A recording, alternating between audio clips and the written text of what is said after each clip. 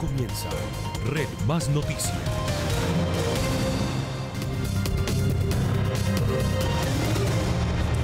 Muy bien, iniciamos, ya son las 6 de la mañana, 5 minutos, muchas informaciones, los desarrollos que tienen que ver con la decisión que tomó la Procuraduría General de la Nación de suspender de su cargo a algunos funcionarios públicos, uno de ellos el alcalde Daniel Quintero, tal como lo anunció ayer en sus redes sociales, pues hizo una convocatoria hacia las 5 de la tarde en medio de un fuerte aguacero en la Plaza de la Alpujarra, centro administrativo de Medellín, donde estuvo dirigiéndose a sus seguidores en rechazo, por supuesto, a esta decisión que tomó la Procuraduría General de la Nación y también cuestionando la designación de Juan Camilo Restrepo, alto comisionado para la paz, como alcalde encargado de la ciudad.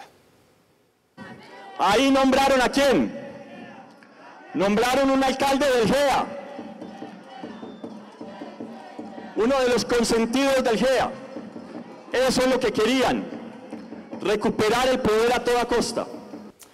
Lo llamó además fantoche a Juan Camilo Restrepo, el alto comisionado para la paz. También se refirió el alcalde Daniel Quintero al proceso de revocatoria que venía avanzando, dicho que desde el comienzo lo enfrentó. Al segundo día de gobierno estaban montando una revocatoria fraudulenta, corrupta, que se cayó por su corrupción. Y luego esta última perlita, en la que han violado absolutamente todo, en la que han roto la democracia, en la que nos quieren fuera. Pero les voy a decir algo, no van a pasar.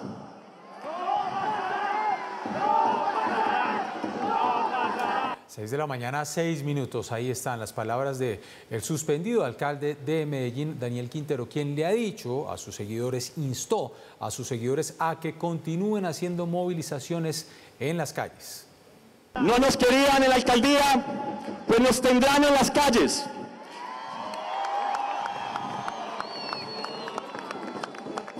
Defenderemos cuadra a cuadra el futuro que merece Colombia. Vamos a luchar por esa democracia que nos quieren arrebatar.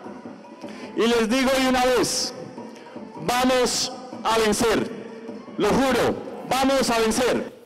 Vamos a vencer, es lo que dice el alcalde suspendido de Medellín, Daniel Quintero. Mientras tanto, como les contaba ayer mismo, el presidente Iván Duque nombró a Juan Camilo Restrepo, alto comisionado para la paz, como alcalde encargado de la ciudad de Medellín, esto ante la suspensión provisional del alcalde Daniel Quintero. Por ser un distrito especial, la designación del alcalde encargado de Medellín quedó en manos del presidente Iván Duque. Según la decisión de la Procuraduría General de la Nación de suspender al alcalde del distrito de Medellín, la cual ya nos fue comunicada, hemos encargado como alcalde a Juan Camilo Restrepo Gómez, alto comisionado para la paz, durante el periodo que corresponda. Esta decisión se da luego de que la procuradora Margarita Cabello anunciara la suspensión temporal del actual mandatario local, Daniel Quintero, quien está siendo investigado por presunta participación política. El alcalde respondió. Un alcalde fantoche, un alcalde que pretende romper la institucionalidad de la ciudad. El comisionado Restrepo estaría en el cargo inicialmente durante 3 meses o hasta cuando culmine el proceso electoral en Colombia. También si Quintero adelanta alguna acción jurídica para apelar la decisión. Se espera que en las próximas horas desde el Ejecutivo expidan el decreto que oficialice el nombramiento de Juan Camilo Restrepo Gómez. Pues la Procuraduría General de la Nación dio a conocer esta noticia de la suspensión provisional del alcalde Daniel Quintero, también del alcalde de Ibagué, de un concejal, de un personero, esto ante lo que ellos consideran la Procuraduría participación o presunta participación en política. Una noticia que se da luego de un video que mostró en redes el alcalde Daniel Quintero hablando del cambio en primera, donde estaba subiendo a un vehículo. Pero no es solamente por este video. La Procuraduría ha presentado un informe en donde muestra al menos 10 pruebas de participación o de presunta participación en política del alcalde Daniel Quintero. Acá les contamos y además también les mostramos las supuestas faltas de participación en política del alcalde de Ibagué, que también fue suspendido. En un documento de 20 hojas, la Procuraduría expuso los hechos por los que ordenó suspender por 3 meses al alcalde de Medellín. Algunos son trinos en los que, al parecer, Daniel Quintero mostró una inclinación política, como este del 17 de marzo. Se debe revisar cada voto, empezar por las mesas con 0 votos para el Pacto Histórico y Fuerza Ciudadana. También uno del día de las elecciones, en el que Quintero publicó una foto mostrando por cuál consulta votó. En el expediente también hay una entrevista de la FM en la que el político supuestamente confirma su cercanía con el petrismo. ¿Pero eso hace que el alcalde tenga unas posiciones hacia el petrismo? Yo lo que diría ya de forma general es como dijo Juan Gabriel alguna vez, lo que es obvio no se pregunta. Otro de los hechos es la renuncia de al menos 6 funcionarios de la alcaldía de Quintero que se fueron para la campaña de Gustavo Petro. Como ganamos la alcaldía en las calles, con la gente, vamos a sumarnos a la campaña presidencial de Gustavo Petro. Y la abierta posición a favor de la esposa del alcalde por esa fórmula presidencial. Diana Osorio, mi voto por el cambio en 2022 era Gustavo Petro presidente, Francia Márquez vicepresidenta. Cambia la historia. Un audio de la senadora electa Isabel Zuleta también fue adjuntado al expediente. Y nosotros, así el señor alcalde esté haciendo parte del pacto histórico o esté apoyando, nosotros también lo hemos denunciado. Y por último aparece el video en el que Quintero pronunció unas palabras que hacen parte de la campaña de Petro. El cambio en primera. El alcalde de Ibagué también está entre los políticos suspendidos. El ente de control lo apartó de su cargo por este video en el que manifestó de manera abierta su voto. Bueno, yo me identifico con el equipo por Colombia, de los que han hecho, por supuesto, por este país. Entonces ahí estaremos adelantando hoy nuestro derecho fundamental. Algunos de sus familiares también han participado abiertamente en la campaña de Federico Gutiérrez. Que es usted el presidente amigo de Ibagué, del equipo, del hurtadismo que orgullosamente nace en Ibagué. La procuradora defendió sus facultades tras las críticas de algunos sectores políticos por estas decisiones. Mantendremos el perfil de buscar la conciliación y la reconciliación, pero tener igualmente mano dura. ¿Para qué? Por mi experiencia profesional y mis antiguos trabajos, siempre tomar decisiones bajo la guía de un debido proceso y de una garantía para todos los sujetos procesales. La Procuraduría también suspendió a Gustavo Adolfo Herrera Zapata, concejal del municipio de Calarcá, Quindío, por presunta corrupción al sufragante, y a Grenfell Lozano Guerrero, personero de Nata Gahuila, por al parecer participar en política en sus redes sociales. 6 de la mañana, 12 minutos. Noticias en el Congreso. El día de ayer, un fuerte rifirrafe que se presentó. Esto ante una propuesta del senador y candidato por el Pacto Histórico, Gustavo Petro, una propuesta al uribismo de realizar un pacto para poder respetar la Constitución. Esto fue lo que sucedió. Ante la plenaria del Senado, Gustavo Petro propuso un pacto de cara a las elecciones y tras criticar la suspensión del alcalde de Medellín. A que hagamos de este final de campaña electoral un pacto histórico que es respetar la Constitución y el Estado de Derecho. Si ganan ustedes, los aplaudimos. Si ganamos nosotros, ustedes deben obedecer la Constitución y la ley. Este tema desató un duro rifirrafe en el Congreso entre uribistas y petristas. Pues eso sí es una vergüenza venido de usted.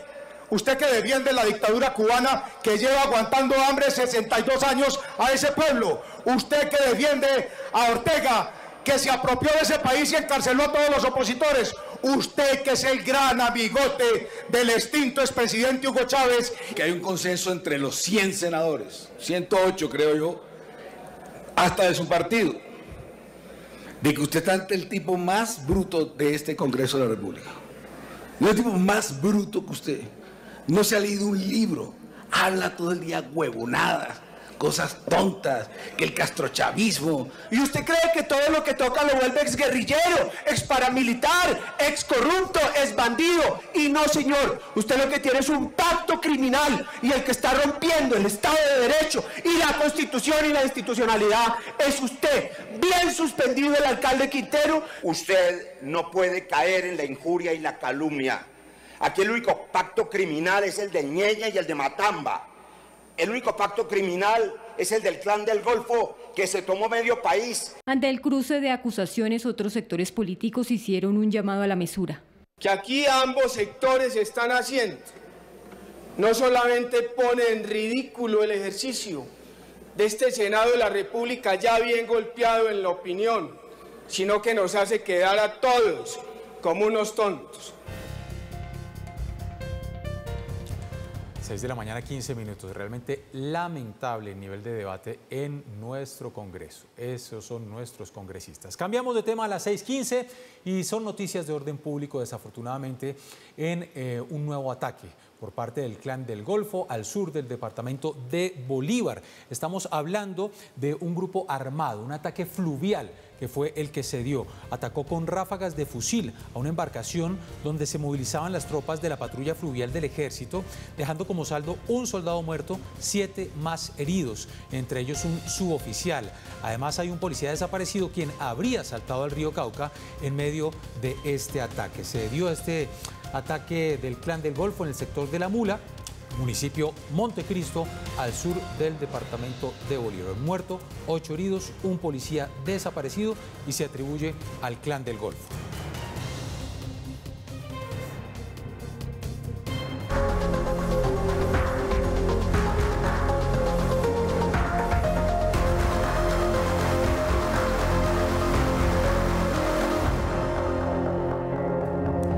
De la mañana, 16 minutos. Las autoridades de Colombia y de Paraguay siguen trabajando en la investigación del asesinato del fiscal Marcelo Pecci. Ya se han dado a conocer 100 evidencias y ya se tiene una hipótesis sobre este caso.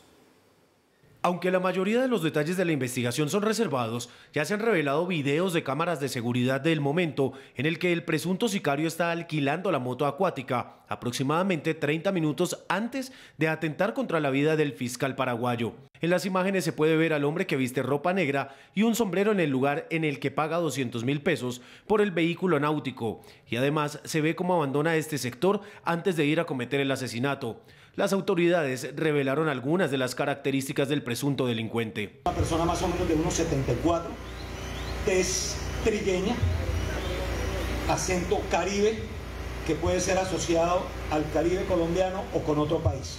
Sí corresponde al Caribe y a la frontera que Colombia tiene con otro país, con Venezuela.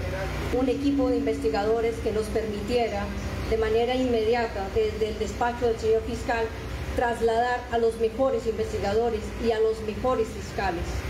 Esto nos va a permitir a nosotros tener 3 grandes áreas de investigación, de las cuales han arrojado en este momento más de 100 elementos materiales probatorios, y eso tendrá unos resultados contundentes contra quienes ordenaron este crimen y quienes lo ejecutaron. De acuerdo con los primeros avances de la investigación, el homicidio estaría relacionado directamente con la actividad laboral de Pecci, que en recientes operativos había golpeado fuertemente organizaciones transnacionales de lavado de activos y tráfico de drogas. La principal hipótesis que tenemos es que con ocasión de la función de el fiscal Marcelo Pecci fue la muerte o los hechos que ocurrieron en el día de ayer en una de las zonas de Cartagena. Estamos hablando de un sistema de crimen transnacional, pero estamos hablando aquí de una alta planeación en donde muy probablemente hay una inversión de recursos para lograr ese magnicidio. La Fiscalía y la Policía además revelaron que se solicitó apoyo de la Interpol y de la Europol para dar con el paradero de personas que estarían en diferentes partes del mundo y que probablemente tendrían relación con los hechos.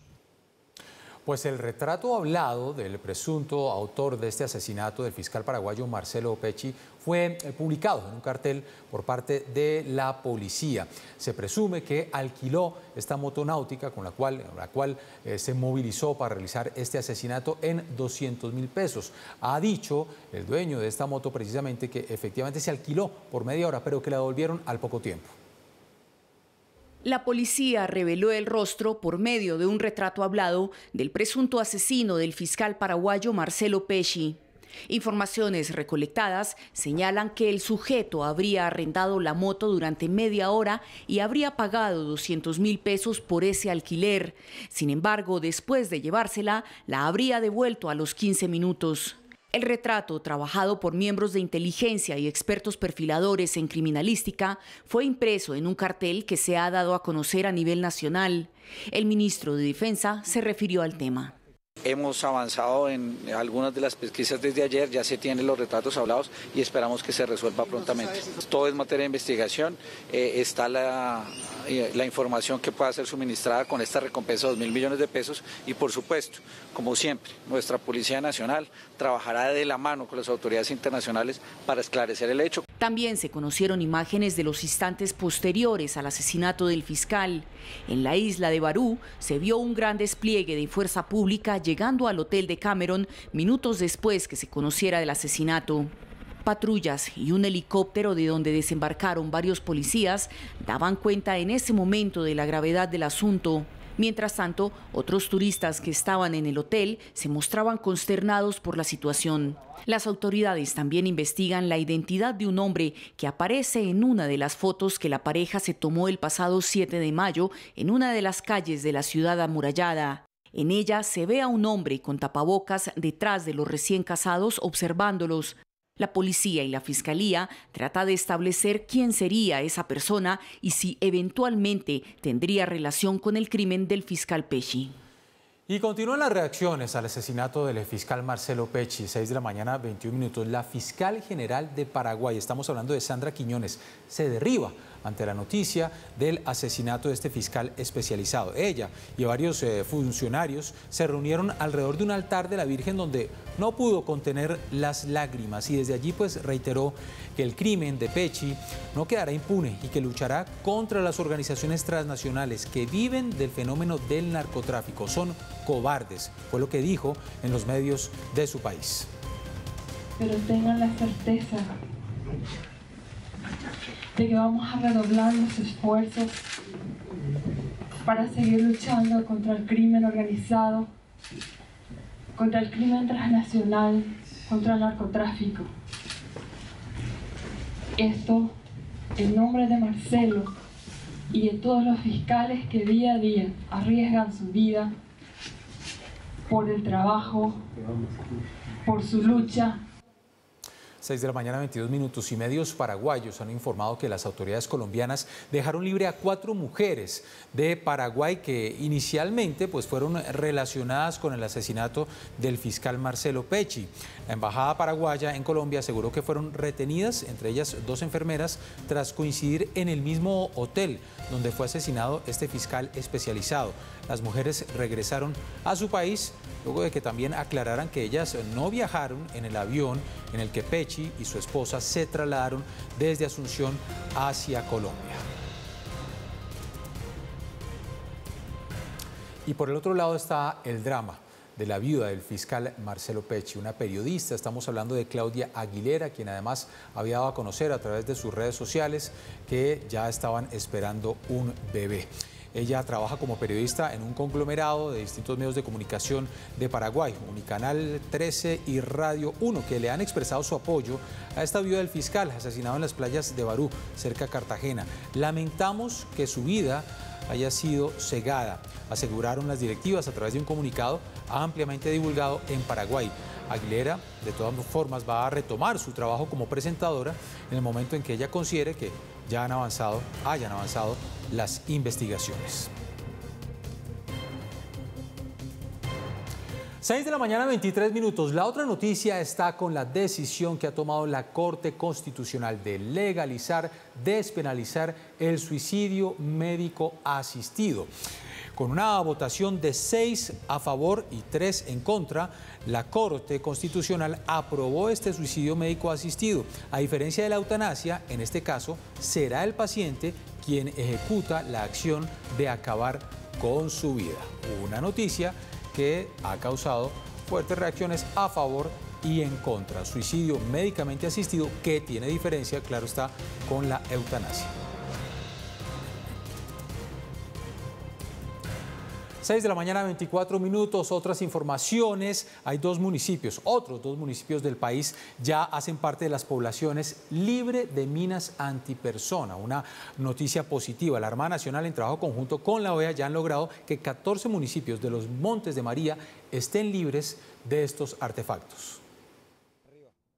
La Armada Nacional hizo entrega simbólica de 2 municipios libres de minas antipersona. El primero, San Jacinto, en Bolívar, y el segundo, Colosó, en Sucre. A través de un acto protocolario en Corozal, el comandante de la Armada Nacional, el alto comisionado para la paz, autoridades municipales y campesinos de la región participaron de la entrega. Aquí llevamos un esfuerzo superior a los 6 meses.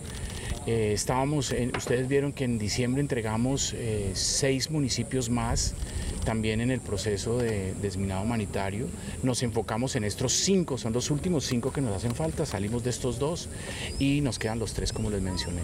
Y es que hombres de la Primera Brigada de Infantería de Marina han realizado un arduo trabajo en estos 2 municipios, pero también en los Montes de María, poblaciones donde el Frente 35 de las extintas FARC le han quitado la paz a sus habitantes por el peligro que representa la siembra de estos artefactos explosivos.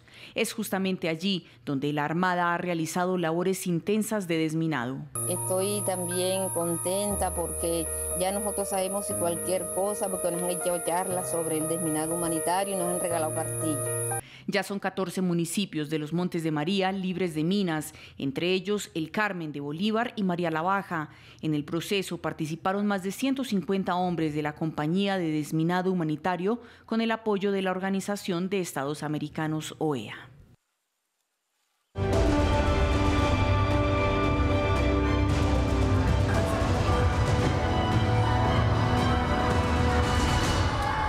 Tema importantísimo en Colombia y en el mundo entero, el llamado acoso escolar, el llamado bullying, que sigue prendiendo las alarmas, y todo esto ante las últimas noticias que hemos venido presentándoles, que se están presentando hechos incluso de violencia en los colegios. Fíjense ustedes las cifras. Según la ONG Bullying Sin Fronteras, Colombia está entre los 30 países con mayor presencia de este fenómeno, el bullying. De acuerdo con un informe reciente de la ONG Bullying Sin Fronteras, Colombia ya está entre los 30 países del mundo con mayor presencia de matoneo, acoso y bullying escolar. Solo entre enero de 2020 y diciembre de 2021 se registraron 8.981 casos. Pero, ¿qué diferencias hay entre el acoso y el bullying? Al bullying nos estamos haciendo referencia puntualmente al maltrato entre pares, que quiere decir entre compañeros de la misma edad o de diferente edad dentro del ámbito escolar. Cuando hablamos de violencia escolar, estamos hablando de que hay una relación entre otros actores que es importante también hablar. Estamos hablando de la relación de poder que puede llegar a haber o de maltrato, de violencia que puede haber entre estudiantes y docentes. De acuerdo con el experto, el repunte de casos en los años duros de la pandemia tiene su razón de ser.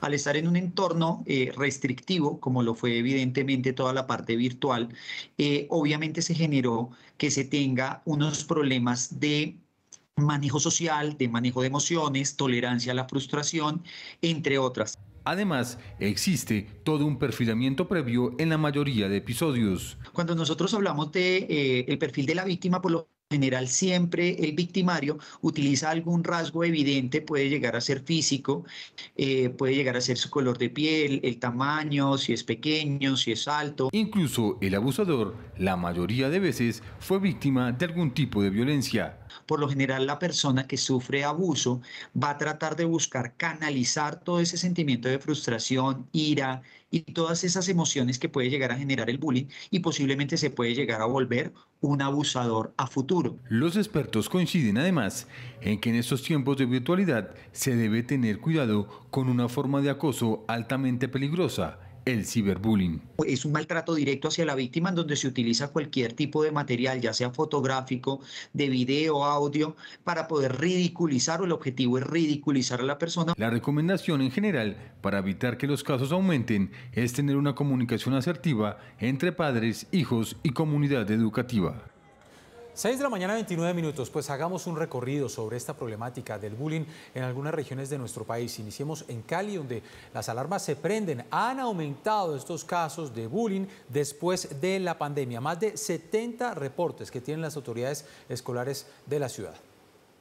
Tras el retorno a la presencialidad en las instituciones educativas de Cali, fueron más evidentes los casos de bullying. Esto debido al estado de agresividad con el que retornaron los estudiantes. Hemos tenido 72 casos identificados, hemos tenido de esos 72 más o menos unos 7 u 8 críticos, digamos, que se han viralizado por redes sociales y también hemos tenido que atenderlos de forma intersectorial. El caso más reciente ocurrió en una institución educativa oficial ubicada en el centro de Cali, donde un menor resultó gravemente herido luego de una confrontación. Mi hijo tuvo 2 fracturas de nariz, ya está operado, tenía un hematoma en la frente, le partieron un diente. En estos momentos él ya físicamente no tiene ni morados, ya fue operado, pero ya de aquí para adelante es lo más emocional, la parte anímica de mi hijo. No ha podido volver al colegio, apenas ayer comenzó con lo deportivo. El llamado al interior de las instituciones de Cali es a estar atentos para aplicar la ruta lo antes posible. Todo se basa al inicio en un diálogo al interior del salón o donde lo estemos detectando en la institución educativa y tratando como de concientizar a los estudiantes de mira, no es que somos diferentes o voy a señalar. Se dispongan siempre a tener diálogo, o sea, encontrarnos en puntos donde podamos mirar esas diferencias y encontrar una ruta conjunta. El desconocimiento sería el mayor obstáculo para la resolución de estas situaciones. Lo primero es, mira el manual de convivencia. ¿Qué debe hacer el colegio frente a eso? Si el colegio no hace nada, o sencillamente yo ya veo que es algo que es una falta muy grave, le digo al colegio por escrito, esa es otra, no llame, no vaya, por escrito, donde usted le quede la copia, solicite la apertura de la ruta de atención integral. El llamado que se hace a los estudiantes es a no temer y comunicar cualquier ataque que se registre en el interior de las aulas. También a los padres para conocer la ruta y así garantizar un buen desarrollo de sus hijos. 6 de la mañana, 32 minutos. Vámonos ahora al departamento del Atlántico, que no es ajeno a esta problemática del bullying. Según un estudio publicado por investigadores de la Universidad del Norte, 40% de los estudiantes han sido víctimas del matoneo. Un caso registrado en el municipio de Piojó el pasado mes de febrero, en el que presuntamente un niño de 11 años habría resultado intoxicado con Viagra tras tomar una gaseosa que le dieron unos compañeros del colegio, dejó en evidencia que el fenómeno del bullying se mantiene vigente en el departamento del Atlántico. Aproximadamente el 40% de los chicos reportaban ser víctimas de casos de bullying y un 17% se reportaba como agresores. De acuerdo con la docente, en el ámbito universitario los casos de acoso son menos frecuentes que en los colegios, disminuyen el número de testigos y los casos de ciberbullying, ya que muchos de estos comportamientos no son reconocidos por las víctimas como matoneo. Los datos de un bullying tradicional en la universidad podría estar acercándose al 25% de sujetos que reportan ser víctimas de bullying tradicional, es decir, no de ciberbullying, sino de bullying. Los casos de ciberbullying aparecen como menos frecuentes. Sin embargo, creemos que hay un subregistro y hay una falta de reconocimiento de ciertas situaciones como ciberbullying. Hoyos señala que el bullying no se limita solo a las agresiones físicas, sino que también se presentan otros tipos de acosos. Las agresiones verbales también pueden ser directas o indirectas. La social, que puede ser excluirte, no invitarte a una fiesta, no dejar participar, ¿sí?, en algún evento o en la clase, por ejemplo. Son las principales, ¿no? Pero también se indagan sobre algún tipo de agresión que está relacionado con amenazas, meter miedo para que hagas algo a favor mío. Hay situaciones de bullying que implican el abuso sexual, el acoso sexual y por supuesto está el ciberbullying. Reconoce que cuando no hay audiencia o público que festeje la agresión, no se presenta el bullying.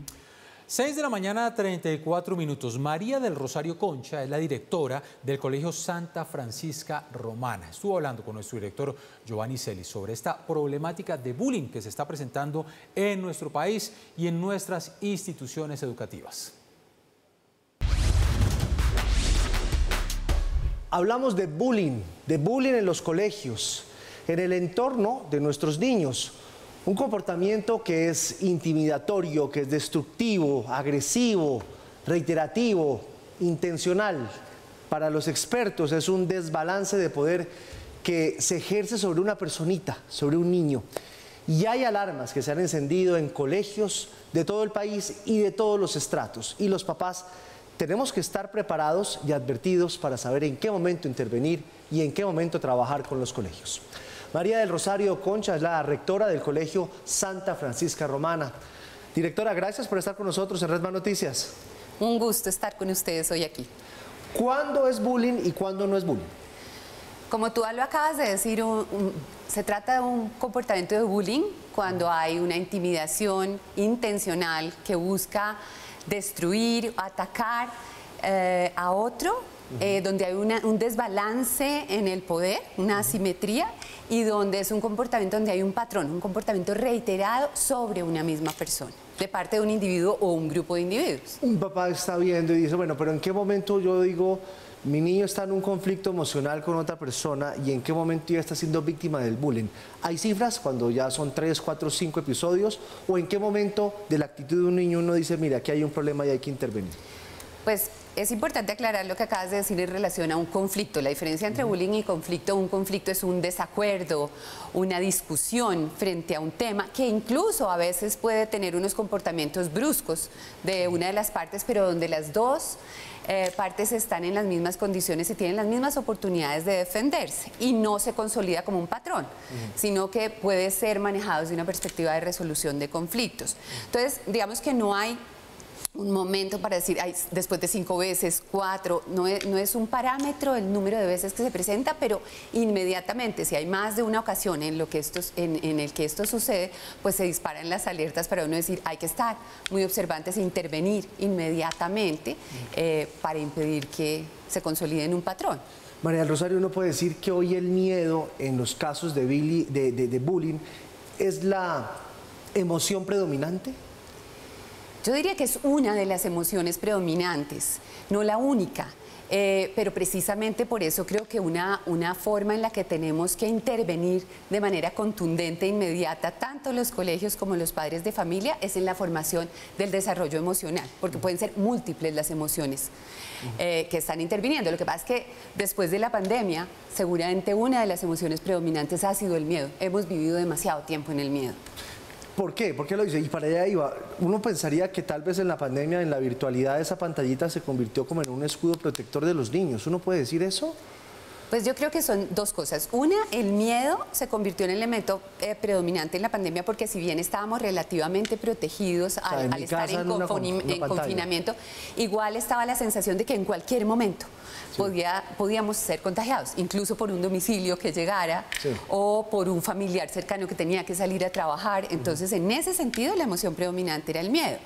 Por otro lado, pues sí, la pantalla, pienso yo que se pudo convertir en un factor protector porque ese miedo no estaba ahí en esas relaciones y se desarrollaron otro tipo de relaciones y de emociones, pero quedamos después del confinamiento como en 2 años de atraso en el desarrollar y poner en práctica las habilidades sociales de la presencialidad, que son distintas a las de la virtualidad. Y vuelvo al punto de los papás y el colegio, porque hay unos roles específicos. ¿Qué debe hacer el colegio cuando detecta esos casos de bullying y qué debe hacer los padres? Ese trabajo en equipo, ¿cómo se debe dar?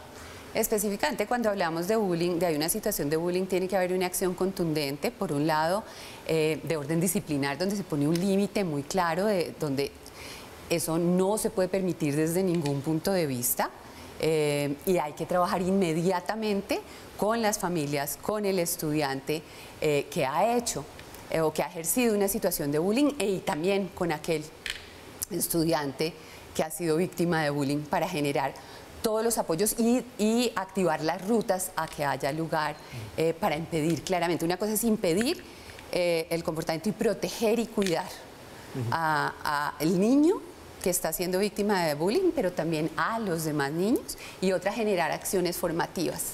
Profe, ¿cómo se da cuenta uno, digamos, un niño que sufre de bullying, uno dice, se entera porque está deprimido, porque está triste, tiene ciertos comportamientos que son fáciles de detectar, pero a un niño que es bulineador, ¿cómo lo detecta uno? Mira que esa pregunta es muy importante, muy interesante, porque es fundamental trabajar ahí. Son niños, uno puede detectar que, digamos, su desarrollo moral como que no está acorde con la edad, como que las decisiones... ¿Qué es el desarrollo moral? Esa capacidad desde los principios y valores, tener en cuenta no solo mi necesidad, sino la necesidad del otro, cómo mis acciones tienen un impacto en el otro, y entre más elevado tenga mi desarrollo moral, menos sería una persona que tiende a hacerle daño a otro, porque entiendo el impacto que mis acciones tienen desde un contexto individual, familiar, social, ¿no? Desarrollado como esa capacidad. Pero también un niño que es bullying puede tener comportamientos destructivos y autodestructivos, tener comportamientos que uno ve que implican maltratar la naturaleza, los animales, ejercer, como que no tiene una buena gestión emocional, una baja capacidad de frustración, entre otros. ¿Un niño que hace bullying es el reflejo de lo que está viendo en su casa o no? Yo no diría que es tan fácil como causa-efecto, sí, decirlo de esa manera. Evidentemente, el cómo modelemos unos comportamientos asertivos, adecuados, cómo nos relacionemos nosotros como adultos con otros, tiene un impacto. Y a veces los padres o los adultos no nos damos cuenta de que cosas tan sencillas como que cuando vamos manejando nos referimos al otro conductor de una manera fuerte, o al vecino, o cuando nuestro hijo nos habla sobre a un niño que hizo algo que no nos gustó, nos referimos en términos fuertes y despectivos. Todas esas cosas tienen un impacto porque los niños están en una etapa del desarrollo donde van tomando eso que los adultos hacemos. Pero creo que tiene que ver también con cómo los adultos nos habilitamos y formamos, los padres de familia, en ser intencionales en la formación del desarrollo socioemocional, del desarrollo de la empatía, de que nuestros hijos desarrollen la capacidad de escucha, para entender además que sus acciones tienen un impacto en los otros, en unos límites claros, en unos no's claros, frente a situaciones de agresión consigo mismo, con los otros, con los objetos. Todo el tiempo buscando que haya esa relación. Lo que yo hago tiene un impacto y queremos que tenga un impacto positivo, ser muy intencionales y hacer visible eso que esperamos que suceda, más desde lo positivo que castigar los comportamientos negativos. Pues es alguien que sabe sobre lo que está pasando con el bullying en nuestro país post pandemia. Dicen que es otra pandemia, pero en los colegios. Profesora María Rosario Concha, rectora del Colegio Santa Francisca Romana, gracias por estar con nosotros aquí en Red Más Noticias. Muchas gracias, Giovanni, por haberme invitado.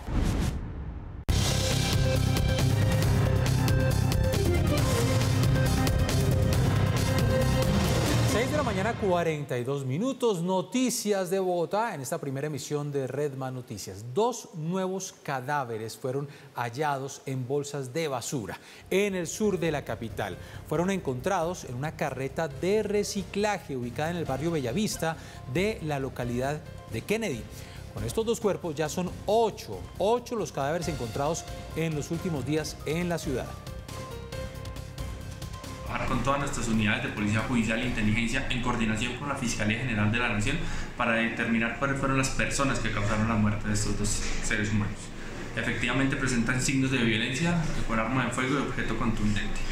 Seguimos con noticias en Bogotá a las 6 de la mañana 43 minutos. Ayer nuestro compañero Alex Gómez nos informaba sobre la captura de Jorge Enrique López, una pieza fundamental en todo este entramado de los contratos de centros poblados. Pues la noticia, Alex, deseándole un feliz jueves, es que fue enviado a la cárcel. Así es, Jenner, muy buenos días. Pues efectivamente Jorge Enrique López fue presentado anoche ante un juez quien lo envió a la cárcel, ya que consideró que la Fiscalía demostró argumentos suficientes para acusar a López por delitos como falsedad en documento privado y fraude procesal. Recordemos que Jorge Enrique López es señalado de falsificar las pólizas con las cuales se hicieron los contratos entre el Ministerio de las TIC y Centros Poblados. Pero escuchemos a continuación los argumentos que expuso anoche la fiscal del caso para finalmente enviar a la cárcel a esta persona. Los hoy investigados, el señor Jorge Enrique López Benavides, actúa en coparticipación criminal para expedir estos documentos espurios, estos documentos privados falsos que fueron utilizados para esta licitación pública. Pues la Fiscalía Jenner también tuvo en cuenta testimonios como los de Emilio Tapia y Jorge Alfonso Molina para lograr esta judicialización y este envío a la cárcel de Jorge Enrique López, que recordemos había sido capturado en un procedimiento que hacía la policía de requisa en la localidad de Chapinero. Nosotros seguiremos muy atentos al desarrollo de esta noticia. Información con Alexander Gómez para Red Más Noticias. Muy bien, Alex, gracias. Jorge Enrique López, todo este entramado de Centros Poblados, quien al parecer falsificó las pólizas para poder realizar el contrato. 6 de la mañana, 45 minutos. El conductor de una ambulancia en Bogotá causó una tragedia. Se pasó un semáforo en rojo en la calle Sexta con carrera 27. Arrolló a 2 motociclistas y a un ciclista. Uno de los conductores de la moto perdió la vida en este accidente. Todo indica que la ambulancia transitaba sin la sirena puesta y no atendía ninguna emergencia. 6 de la mañana, 45 minutos. Más noticias con estas ambulancias. Una problemática que se está presentando en la ciudad de Cali, la llamada competencia de las ambulancias. Pues las autoridades ya han sellado una empresa de ambulancias de la ciudad debido al constante incumplimiento de las normas de tránsito y por estar involucrados en más de una oportunidad en accidentes.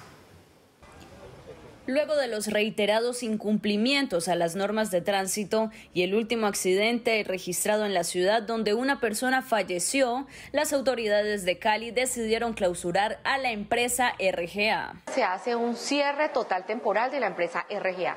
Empresa involucrada en el accidente, en el siniestro, en la cual también fallece una persona. Este cierre es en consonancia de que está obstaculizando la visita y la validación de los estándares de habilitación y de la verificación del cumplimiento para la prestación del servicio. Esta decisión se tomó con el fin de garantizar no solo una buena prestación del servicio, sino el respeto de los demás actores viales. Sus ambulancias están siendo identificadas en sucesivas irregularidades en relación a la movilidad en Cali, llenas de comparendos e infracciones, y no cabía más que cerrarla porque allí, más que cuidar vidas, se estaba cercenando la vida. La administración municipal ha solicitado al Ministerio de Salud una reunión urgente con el propósito de acabar la problemática que generan estos vehículos en la ciudad. 6 de la mañana, 47 minutos, noticias con la Superintendencia de Transporte, que ha sancionado a las Secretarías de Tránsito de Barranquilla y de Magdalena. ¿Por qué? Por la implementación de las cámaras, las llamadas fotomultas, pero sin autorización. En el caso del Magdalena, la entidad evidenció que la oficina de tránsito de ese departamento operó cámaras de fotodetección sin cumplir con el requisito de señalización de advertencia de las cámaras en 3 zonas ubicadas en los municipios de Pueblo Viejo y Sitio Nuevo.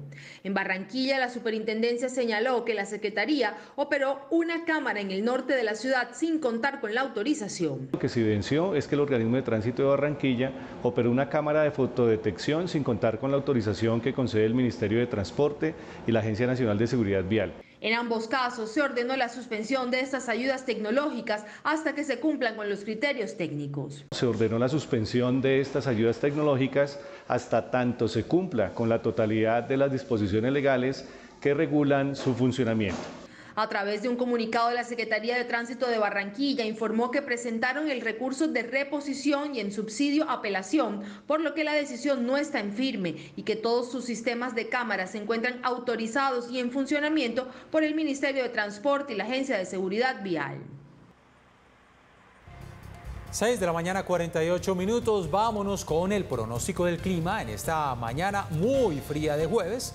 Frío, como ven ustedes, ese cerro de Monserrate, acá en el centro de la capital, donde vamos a tener día lluvioso, una temperatura mínima de 9 grados, una máxima de 18 grados. En Barranquilla también lluvias, con una temperatura mínima de 24 grados, una máxima de 29 grados. Medellín, temperatura mínima 15 grados, máxima 26 grados. Ayer también llovió en la ciudad de Medellín. Cali, temperatura mínima 18 grados, máxima de 27 grados. Ya nos va a contar Andrés cómo le fue a la América.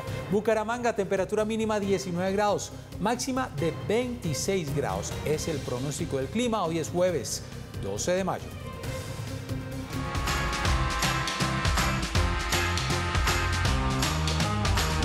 Y llega Paola López, efectivamente, con toda la información del entretenimiento, 7 en punto de la mañana, muy puntual con nuestra cita diaria. Hola Paola, hoy día de la enfermería.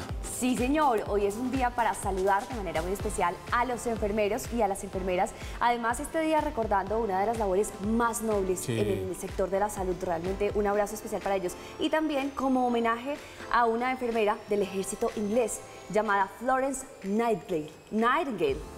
Ahora sí lo recuerdo bien. Ella fue la que inspiró este día, así que un saludo especial a enfermeros y enfermeras. Y hoy está de cumpleaños un importante actor, el papel de Freddie Mercury y recientemente el villano en la película de James Bond, ¿no? Rami Malek está cumpliendo años, nació un día como hoy, en el 81. Dígame, y películas que veíamos de adolescentes, digámoslo así. American Pie. American Pie, claro. ¿Usted se acuerda del protagonista? Sí. Jim se llamaba, Jim, era su papel. Jason Biggs es quien interpreta, es realmente su nombre, y hoy también está de cumpleaños. Ya llega a los 44 añitos. Está muy joven aún. Óigame, hablábamos hace algunas semanas de la subasta de un diamante.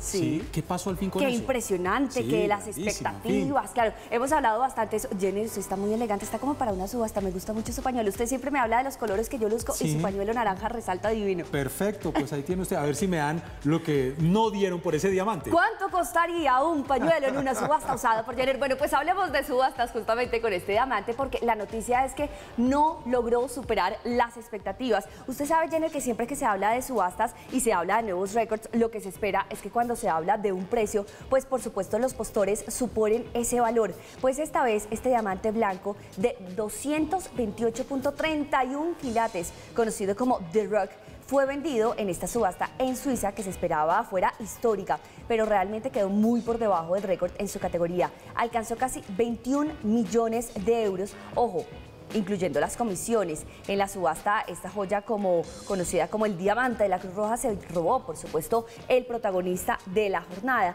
sobre todo porque una parte de las ganancias será destinada al Comité Internacional de la Organización en un momento en el que la guerra en Ucrania conmociona a toda Europa. Este diamante amarillo, destinado entonces a esta ayuda humanitaria cuyo reflejo recuerda a la Cruz de Malta, fue muy codiciado por varios compradores durante esa subasta. Es decir, sí hubo puja, sí había emoción por el precio que se iba a lograr, y terminó con su adjudicación al postor, que ofreció 13.5 millones de euros. Pues ahí está entonces la posibilidad de quienes participan en esta subasta. Antes se estimaba que se lograra un precio hasta de 28 millones de euros. El tope fue entonces 21 millones.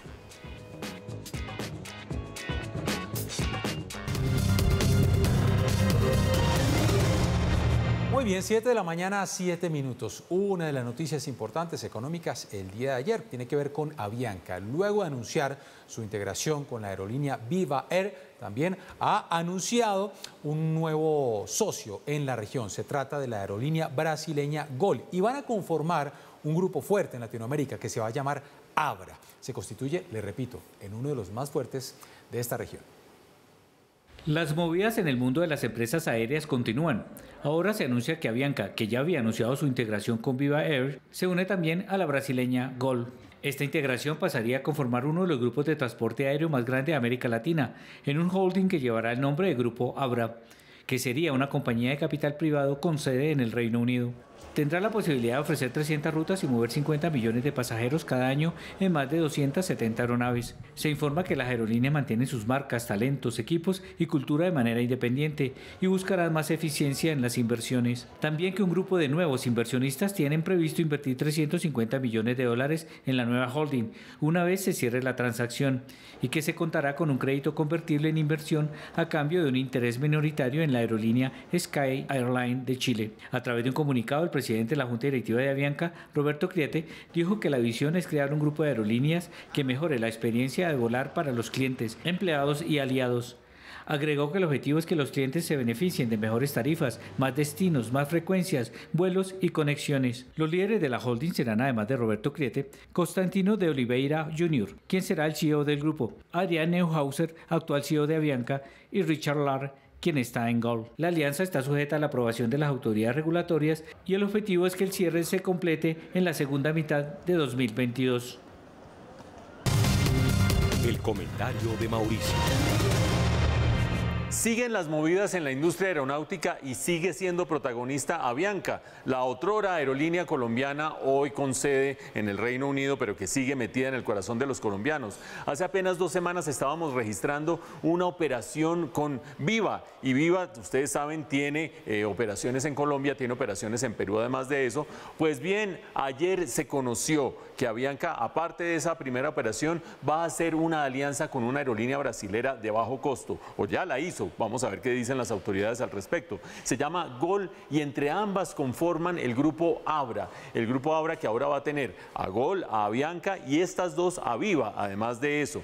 ¿Cuál es el propósito de esto? Porque hay gente que dice, claro, esa es la muestra de la prosperidad, cómo se van integrando. No. Es una reacción a la crisis de la pandemia que afectó a las aerolíneas de manera muy seria. Alrededor del mundo lo que se está viendo para poder enfrentar esa crisis de la pandemia y las deficiencias financieras que dejó esa crisis es este tipo de fusiones, este tipo de adquisiciones, este tipo de alianzas. ¿Para qué? Para compartir costos fijos, para bajar costos, para poder tener mayores eficiencias, poder tener rutas más rentables entre las distintas aerolíneas. ¿Qué pasa de aquí en adelante? Las autoridades de competencia, no las aeronáuticas, sino las de competencia, las que tratan de ver que no haya aquí una posición dominante en alguno de los mercados relevantes, son las que terminan diciendo si se acepta esta operación o no se acepta esta operación. Eso debe suceder en el segundo semestre de este año y en ese segundo semestre sabremos si tenemos Grupo Abra, ahora conformado por Gol, la brasilera, y Avianca, la otrora aerolínea colombiana. Y a las 7 de la mañana, 11 minutos, vamos con noticias de los almacenes Justo y Bueno. La empresa propietaria de estos almacenes se llama Mercadería, pues ha solicitado ante la Superintendencia de Sociedades la apertura de un proceso de liquidación. Esto ante el no cumplimiento de una empresa china. Estamos hablando de JF Capital, unos recursos que se prometieron para poderla salvar. El anuncio de que el rescate de Justo y Bueno estaba listo y que la empresa china JF Capital pagaría las deudas y asumiría la operación no se hizo realidad. El plazo de 10 de mayo que estableció la Superintendencia de Sociedades para que se presentara el plan para mantener a los supermercados populares no se cumplió. Por eso solicitó la apertura del proceso de liquidación ante la Superintendencia de Sociedades. No se recibió ningún pago por parte de la compañía china JF Capital, ni la información que se pidió sobre el plan de pagos y de gastos de administración. Se calcula que se debe alrededor de 628 millones de dólares para financiar las deudas y pagar a los proveedores, así como para financiar un plan de expansión a México, Ecuador y Argentina. El 29 de marzo pasado, Justo y Bueno informó que HD Colombia, casa matriz de Mercadería SAS, y la marca Justo y Bueno había firmado un acuerdo con FC Capital International, compañía china que asumía el compromiso de pagar a creencias e iniciar la reorganización. Algunos de los involucrados dijeron entonces que los estaban tomando el pelo nuevamente, mientras que otros insistieron en la necesidad de evitar su cierre y salvar la empresa con esta última oportunidad. Debido a ese informe, el superintendente delegado para este proceso aplazó para el 12 de mayo la audiencia y solicitó que 2 días antes de esa fecha hicieran los desembolsos y se presentara el plan a seguir, porque hasta el momento era solo una información de prensa que no tenía sustento en documentos. La inversión prometida resultó ser un cuento chino. Pues ojalá le respondan además a los miles de trabajadores de esta empresa de Justo y Bueno. 7 de la mañana, 13 minutos. Noticias con la directora del Instituto Colombiano de Bienestar Familiar, quien ha dicho que se inicia un proceso penal en contra de los 4 presuntos menores que fueron los violadores de una niña de 14 años en un colegio en el sur de la capital. Lo que dice la directora del Instituto Colombiano de Bienestar Familiar es que entra a operar la responsabilidad penal adolescente. Estos menores son mayores de 14 años. La directora del ICBF, Lina Arbeláez, aseguró que en el caso de la niña de 13 años, sometida a violaciones en su propio colegio, la justicia actuará. Los niños, al ser mayores de 14 años, pueden entrar o entran en el esquema de responsabilidad penal adolescente. Lo que nosotros sí hacemos es iniciar el proceso penal contra los adolescentes. La funcionaria añadió que pese a ser inimputables, los responsables podrán ser condenados por sus actos. El juez debe determinar cuál es la condena para estos adolescentes, pero deben ser aquí, precisamente, condenas ejemplarizantes para que este tipo de hechos no se vuelvan a repetir. La personería también anunció actuaciones en el caso. Hoy se realizó un plantón donde los estudiantes del Colegio Jaime Pardo Leal exigieron no estigmatizar a toda la comunidad educativa y pidieron protección para que casos similares no se repitan.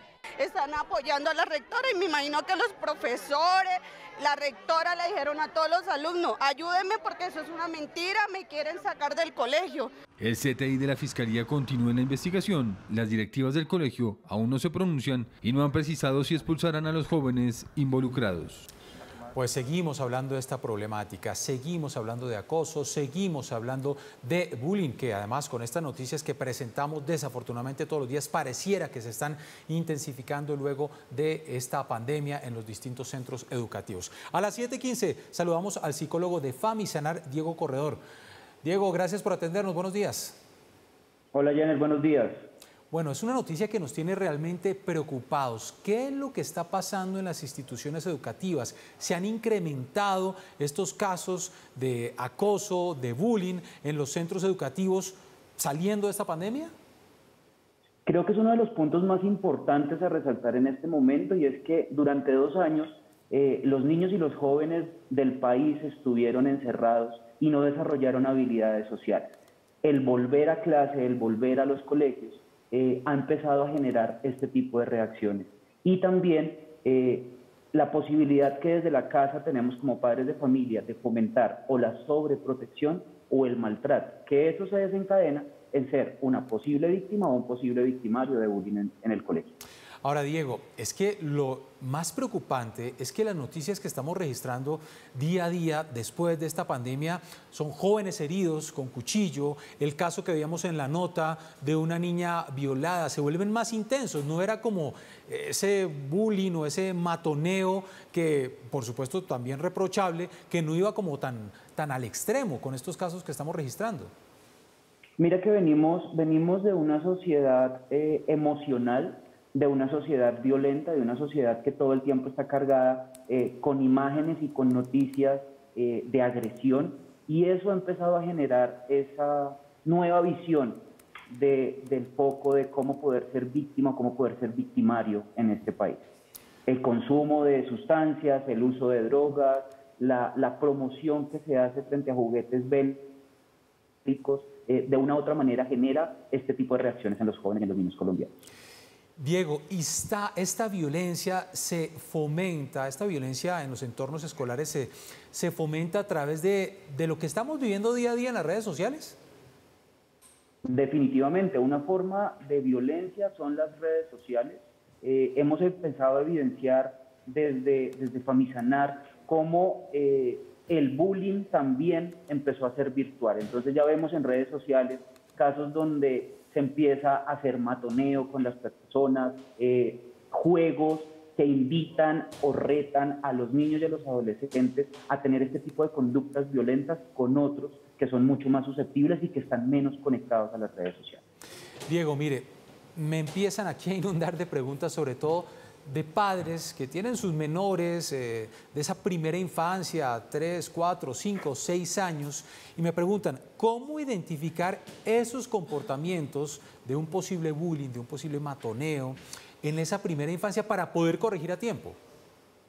Mira, yo quisiera enfatizar en dos aspectos. No solamente en la víctima la podemos identificar en ese poco deseo de ir al colegio, en ese aislamiento social que empieza a tener con diferentes grupos, en dolor de cabeza, en vómito, dolor de estómago, en esas posibles lesiones que pueden aparecer en el cuerpo de nuestros hijos y que no tienen una explicación, pero también en esos posibles victimarios, en esas personas o en esos niños que empezamos a ver que tienen reacciones muy agresivas frente a alguna situación de autoridad que tenemos en la casa.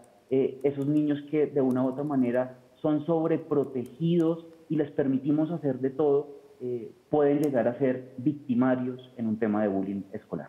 Sí, a mí me interesaría mucho, Diego, que volvamos a repetir eso que usted nos acaba de decir en el sentido de qué debemos tener en cuenta o qué tipo de comportamientos empieza a tener ese menor cuando es víctima de matoneo.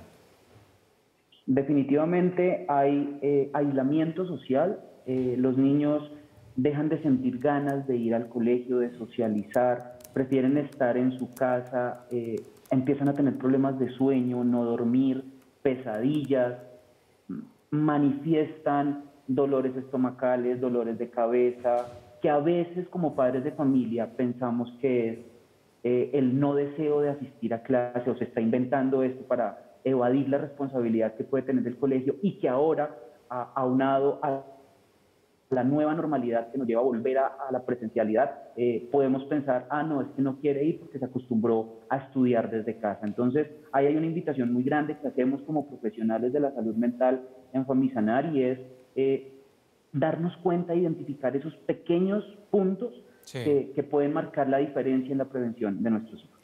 Diego, el niño que hace bullying o es bullyingador, si vale el término, generalmente es hijo de padres que también tuvieron los mismos comportamientos. Jenner, mira que hay algo particular y es que muchas veces los niños bulleadores son niños que tuvieron o fueron víctimas de bullying. Son niños que tienen problemas familiares, donde hay violencia intrafamiliar, donde hay temas que no se tratan y no se tocan en los contextos escolares. Aquí también hay una invitación a esos docentes, a esa parte escolar directiva, a que podamos escuchar también a esos estudiantes en la realidad que viven en sus casas, porque pues duramos 2 años aislados donde desconocemos cuáles son esos puntos de vista y cuáles son esas realidades que viven los niños y jóvenes del país. El bullying, una problemática que se está presentando a nivel nacional, sobre todo en los entornos escolares y que realmente nos tiene preocupados. Soy Diego Corredor, psicólogo de Famisanar. Gracias por atendernos, siempre bienvenido acá a Red Más Noticias. Jenner, igualmente muchas gracias y siempre cuentan conmigo. Feliz día.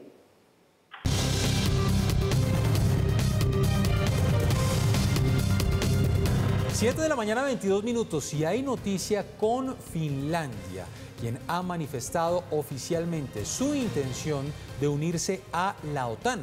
A través de un comunicado conjunto, el presidente y la primera ministra de ese país, Finlandia, informaron sobre esta intención. Unirse a la OTAN, y lo dicen sin demora.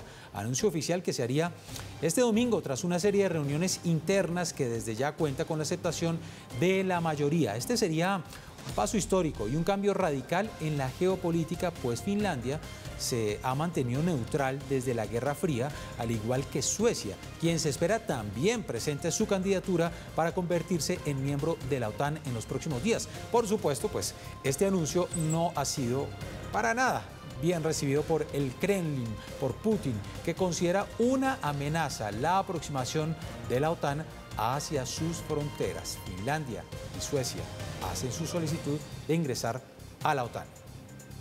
Y hay noticias con la Unión Europea a las 7 de la mañana, 24 minutos, quien va a dejar de exigir de forma obligatoria el tapabocas. Estamos hablando en aeropuertos y también en los distintos vuelos. Así lo confirmó el director ejecutivo de la Agencia Europea de Seguridad Aérea y que ha sido calificado como un gran paso hacia la normalización del transporte aéreo. Sin embargo, recuerdan que el uso de tapabocas será recomendado para los vuelos desde o hacia donde sea obligatorio su uso. Estas nuevas recomendaciones entran en vigor el próximo 16 de mayo.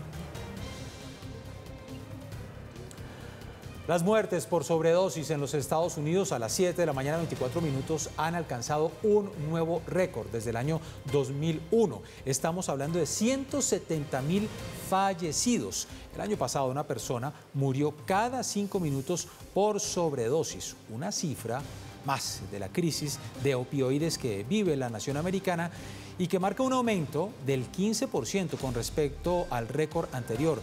Para sacar este cálculo, pues los Centros para el Control y Prevención de Enfermedades de Estados Unidos han revisado los certificados de defunción. El año pasado, las sobredosis por fentanilo, entre otros opioides, superaron las 71.000.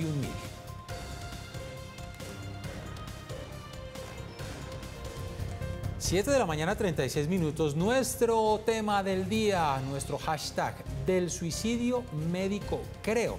Esto ante la decisión de la Corte Constitucional que legalizó y despenalizó este suicidio médico asistido como un procedimiento para morir dignamente. ¿Qué opinan ustedes de esta decisión? Hay muchas inquietudes, incluso muchos están preguntando la diferencia con la eutanasia. La eutanasia es el procedimiento que realiza explícitamente un médico, mientras que este suicidio médico asistido consiste en que el médico puede recetar un medicamento y al final la misma persona es quien lo consume. Los estamos leyendo. Del suicidio médico creo.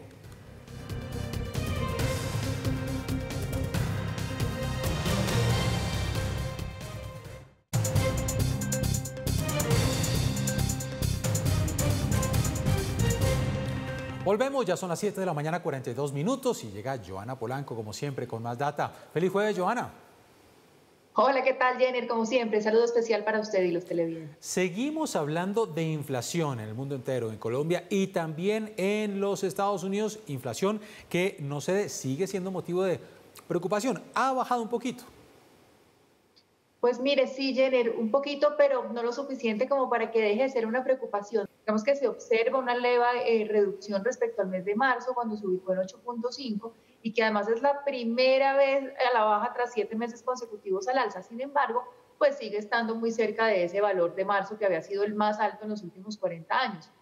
Ahora, la gasolina y el gasóleo, que han vuelto ya ahora máximos, bajaron algo de precio en el mes de abril, así que la energía facilitó ese mínimo descenso. Y la inflación subyacente, que excluye energía y alimentos, sin embargo, ya está en el 6.2%. Estos aumentos de precios se están dando por todo el país, pero se sienten especialmente en el sur, sobre todo en Miami, que es una de las ciudades pues, más dinámicas desde la pandemia.